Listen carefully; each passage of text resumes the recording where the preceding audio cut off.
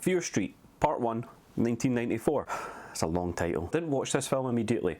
I'd seen it was coming out, and I'd seen it was a trilogy, but only one of them was out at the point, so I was a bit curious about this. But I watched it right as the second ones came out, so as of filming this, I've only seen the first movie.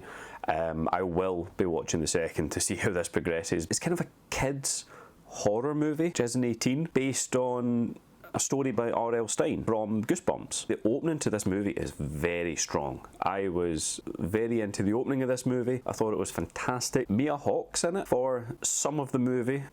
I can't say much more.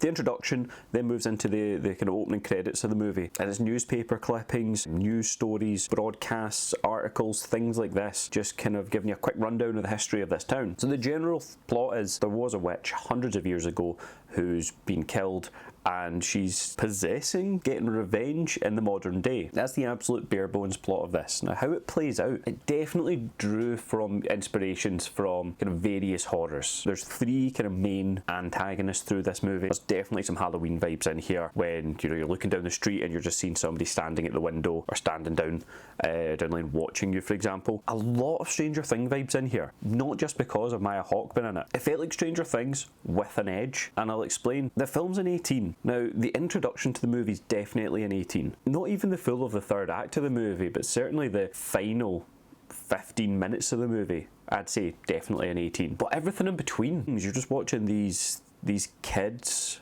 or kind of teenagers, kids, trying to work out what's going on. So you've got our main character, and her love interest is connected to this witch, without saying too much. The parents aren't in it, and as far as I can remember, the parents aren't mentioned in it, so I'm not sure if they've just left the kids to their own accord, or they were just away on holiday, or something like this. The boy has like a Charlie Day board for murders in the town, which is a little bit creepy. But yeah, the film leans quite heavily into its jump scares, whether that's somebody just coming into the shot, or come to meet, another character, or even just in the background, running past, something like that. Main bulk of this movie, about an hour of it. It got quite boring, this movie, for the main bulk of it. And with such a strong opening, I think I was just expecting more from it. I was going to keep up the scares or pull me in. Now, obviously, you've got some love quarrels going on in this movie. You've got some people getting together in it. I didn't expect the death to go. I didn't know some of the deaths in it. I really liked how they were done. Doesn't need to be a jump scare, and this movie proved it, but yet it just kept leading into them. But when it got 18, for a couple of these deaths, when it would use that rating, it really used that rating. You know the way with Goosebumps when you're a kid was really scary, but then you look back at it as an adult and you realise it's just very, very tame. Feels like it was Goosebumps trying to appeal to both audiences, but not at the same time. But in here for everybody. For those moments where it wasn't for you, it just doesn't work. And the pace of the movie was set up so as though it was going to be a very quick film, and with an opening like it had, I was expecting big things from it. And then it went back onto just character relationships, or going through the town to speak with the police, or go speak with maybe victims of an incident. And my thoughts on why this is, because they knew the whole plot of this was going to be a trilogy. That was the idea from the start. That's why we've got a second one so quickly. There's a lot of really good setups in here. Either it's the police of the town who's been set up, the younger brother in the movie who knows a lot about horror, knows a lot about the killings, and he's kind of the geek one of the group, but they respect him, which I do like in it. Normally the geeks are just pushed aside until they get the information they need,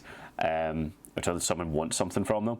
No, they all felt equal power, which was really good. He's chatting to somebody online on a chat room, a victim from about 30 years ago who survived, who they were looking to get in touch with, so it's setting up this as well. So I thought that's why the movie's been brought down, because they knew that they had 3 movies to tell this story. They didn't need to kind of follow a perfect 3-act structure, tie up loose ends, maybe leave something hanging. So it feels more on par with a mini-series than it actually does a movie, to be perfectly honest. So I would say don't go into this as though you're thinking it's going to be some horror movie. It's a mini-series. It's been dubbed as a film trilogy event, which, sure, call it that, but it just doesn't feel like it.